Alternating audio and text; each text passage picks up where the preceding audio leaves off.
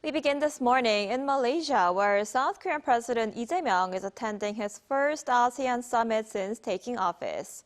For more, our presidential office correspondent Song Yoo-jin, who is traveling with the president, joins us live from Kuala Lumpur.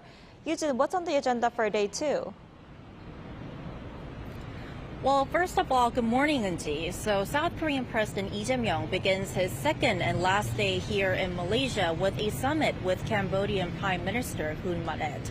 Now, the two leaders will discuss strengthening their strategic partnership and especially ways to jointly combat transnational online scam crimes.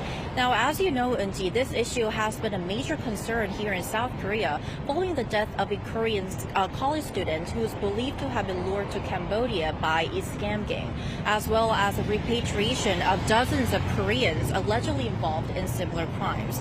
So last week, President Lee chaired an emergency response meeting during which the government decided to establish a special task force on transnational crimes and launch a joint consultation body involving the Foreign Ministry, Justice Ministry, Financial Services Commission, and the National Intelligence Service. Right, and Yoo-jin, after the South Korea-Cambodia summit, what else is lined up before the president returns home? Well, I would say that it's quite a packed schedule today, Eun-ji, because after the South Korea-Cambodia summit, President Lee will attend the South Korea-ASEAN Summit and then the ASEAN +3 Summit, which brings together South Korea, Japan, and China, as well as the ASEAN member countries. Now, starting with the South Korean-ASEAN Summit, President Lee will introduce his administration's new vision to further strengthen their comprehensive strategic partnership, which is the bloc's highest level of partnership that it established with Seoul last year. So take a listen to what National Security Advisor Wee told reporters about this vision.